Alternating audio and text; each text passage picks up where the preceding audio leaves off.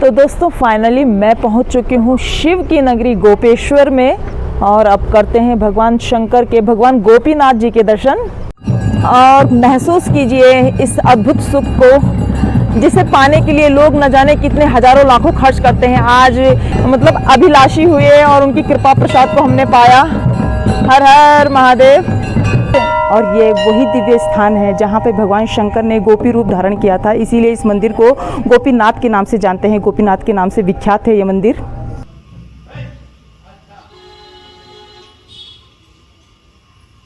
और ये वो दिव्य स्थान है जहाँ भगवान रुद्रनाथ की शीतकालीन गद्दी रहती है और यहीं से तब जब ग्रीष्म काल होता है तो यहीं से भगवान श्री रुद्रनाथ जी की गद्दी को उठाया जाता है और रुद्रनाथ में ले जाया जाता है।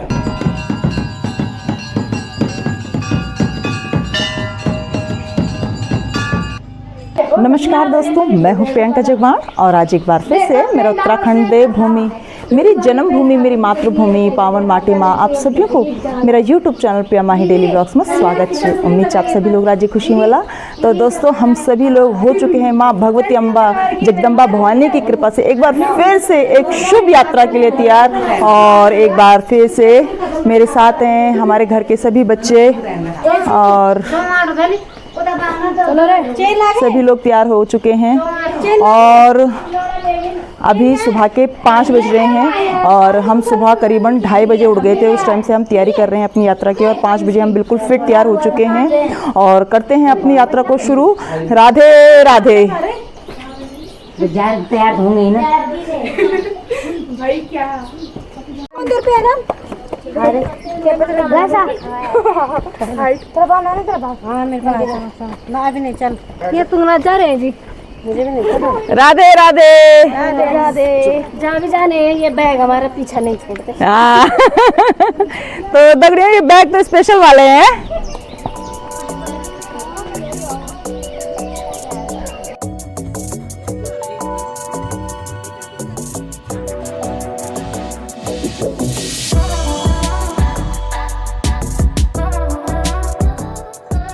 और दोस्तों मेरे पतिदेव जी के जीवन में ये गोपेश्वर वो खास जगह है जहाँ से उन्होंने अपनी प्राथमिक शिक्षा ली और यहीं से उन्होंने अपनी स्टडी स्टार्ट की। और जिस जगह शिक्षा के मंदिर में पहले कदमों को रखा गया हो उस जगह की याद तो कुछ ज़्यादा ही दिलों में रहती है। मतलब कुछ गहरा के ही कुछ अलग ही फीलिंग रहती है उस जगह के लिए और अपने बचपन की यादें जुड़ी होती है उस जगह से। तो ऐसे ही मेरे पतिदेव जी की भी यादें जुड़ी हुई हैं और इस टाइम वो उन बचपन के दिनों को याद कर रहे हैं। और बहुत सारी यहाँ पे जैसे हम आए यहाँ के बारे में बताने लगे कि यहाँ पे जल निगम में पापा का ऑफिस यहाँ पे था, हम वहाँ रहते थे, यहाँ पे पोस्ट ऑफिस, मतलब जितनी चीज़ें किसी भी जगह की होती है तो उन सब चीज़ों के बारे में मतलब डिटेल करते जा रहे थे कि इस प्रकार से मतलब सब कुछ है। और बहुत ही अच्छा लग रहा था। वैसे जैसे हम लोगों को होता है कि जब जहाँ पे हमारा बचपन गुजरा हुआ होता है, हम लोगों को अपने बचपन की गुजरी हुई यादें आती हैं जहाँ से हमने स्कूलिंग की, तो वही भावुक पल इस टाइम पतिदेव जी के लिए है। और वो इस जगह आके काफ़ी इमोशनल हो गए और कुछ 5-10 मिनट के लिए पीछे वाले टाइम में चले गए और अपने पुराने दिनों को याद करने लगे।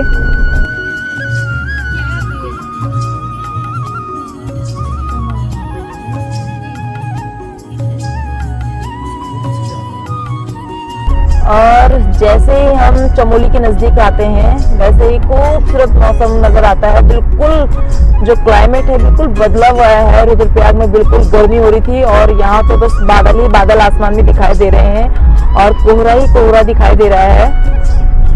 और सामने से आप देख रहे होंगे वो जो शहर दिखाई दे रहा है वो है गोपेश्वर। बहुत ही खूबसूरत लग रहा है और इस टाइम बादलों से ढका हुआ है पूरा शहर, गोपेश्वर शहर।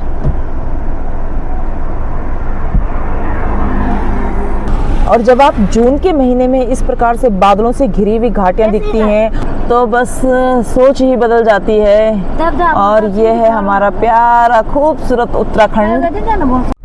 और अभी हम पहुंच चुके हैं गोपेश्वर मार्केट में और यहीं नीचे जल निगम में हमारे ससुर जी पहले सर्विस किया करते तो इसी कॉलोनी में रहते थे नीचे की तरफ।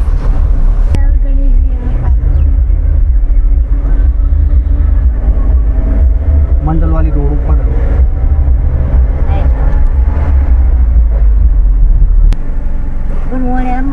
मंदिर तो दोस्तों फाइनली मैं पहुंच चुकी हूं शिव की नगरी गोपेश्वर में और अब करते हैं भगवान शंकर के, भगवान गोपीनाथ जी के दर्शन।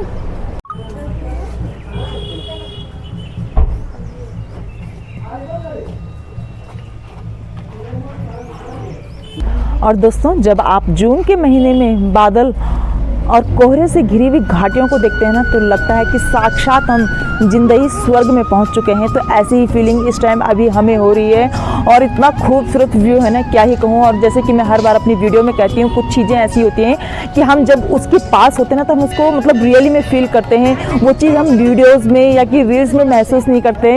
तो वही आज इतनी सुंदर अनुभूति मुझे हो रही है और मुझे मतलब इतनी खुशी हो रही है, क्या कहूँ कि मतलब सोचा नहीं था। यहाँ कभी एकदम अचानक से ही प्रोग्राम हो गया, बन गया। प्रभु की डोर, मतलब प्रभु की डोर ने हमें खींच लिया और मैं उनका बहुत बहुत धन्यवाद, कोटि कोटि धन्यवाद करती हूँ कि उन्होंने मुझे यहाँ पे अपने श्री चरणों के दर्शनों के लिए बुलाया।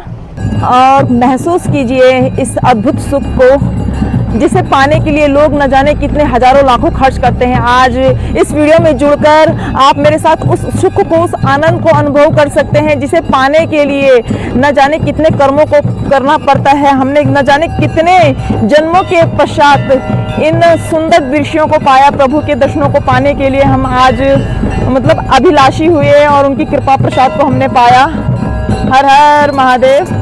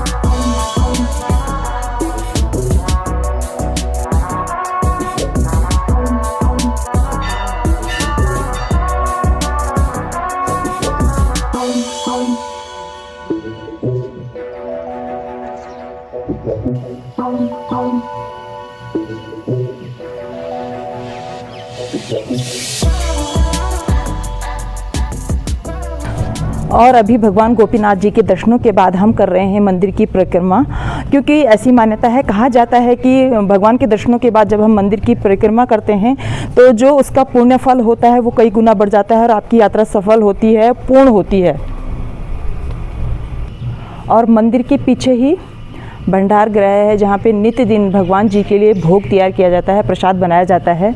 और यहाँ पे आके कुछ ऐसी अनुभूति है ना कि हम ईश्वर से कनेक्ट हो पाते हैं ऐसी जगहों पे आके।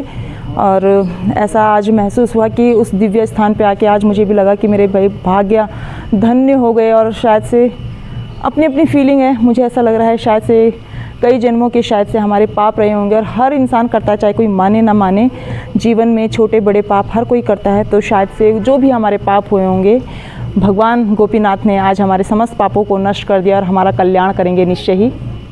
और अभी मैं जा रही हूँ जल चढ़ाने के लिए। और ये है कुछ खूबसूरत नज़ारा इस प्रकार से यहाँ पे। और अभी मैं हूँ मंदिर के पीछे।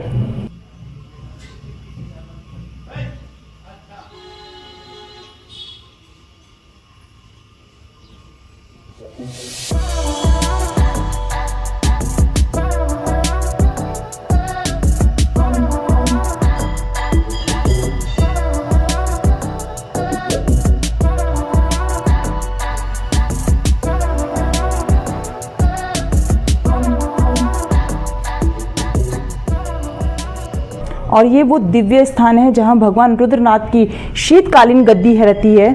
और यहीं से तब जब ग्रीष्म काल होता है तो यहीं से भगवान श्री रुद्रनाथ जी की गद्दी को उठाया जाता है और रुद्रनाथ में ले जाया जाता है। और यहाँ पे वो दिव्य त्रिशूल है जिसे माँ भवानी और पिता शंकर का प्रतीक माना जाता है, शिव शक्ति का प्रतीक माना जाता है इसे। और इस मंदिर से जुड़ी ऐसी मान्यता है, कहते हैं कि इसी स्थान पे भगवान शंकर ने कामदेव जी का वध किया था और ये वही स्थान है जहाँ पे भगवान शंकर ने गोपी रूप धारण किया था। इसीलिए इस मंदिर को गोपीनाथ के नाम से जानते हैं, गोपीनाथ के नाम से विख्यात है ये मंदिर। और इस मंदिर में आके आप बहुत सारे शिवलिंगों के समूह को देखते हैं और यहाँ पे मंदिर के एक तरफ ये बहुत सारे शिवलिंग हैं। और अभी इस दिव्य स्थान के बाद आप लोगों को एक और दिव्य स्थान पे ले चलती हूँ, इसीलिए अपने मन के, अपने धड़कनों को थाम के रखिए और हमारे साथ बने रहिए। और वो तो आपको हमारे साथ मिलके ही, जुड़ के ही पता चलेगा इसके बाद हम कौन से तीर्थ, कौन से धाम में जाने वाले हैं। इसीलिए हमारे साथ सभी एंड तक बने रहें। और अभी भगवान गोपीनाथ जी के दर्शनों के बाद हम करने के लिए आ गए हैं यहाँ पे थोड़ा नाश्ता, और थोड़ा रुकेंगे यहाँ पे, उसके बाद बढ़ेंगे अपने सफ़र में आगे। और वैसे जहाँ पे हम नाश्ता करने के लिए रुके हैं वो सगर गांव में रुके हैं और यहाँ से भगवान रुद्रनाथ की यात्रा को भी प्रारंभ किया जाता है।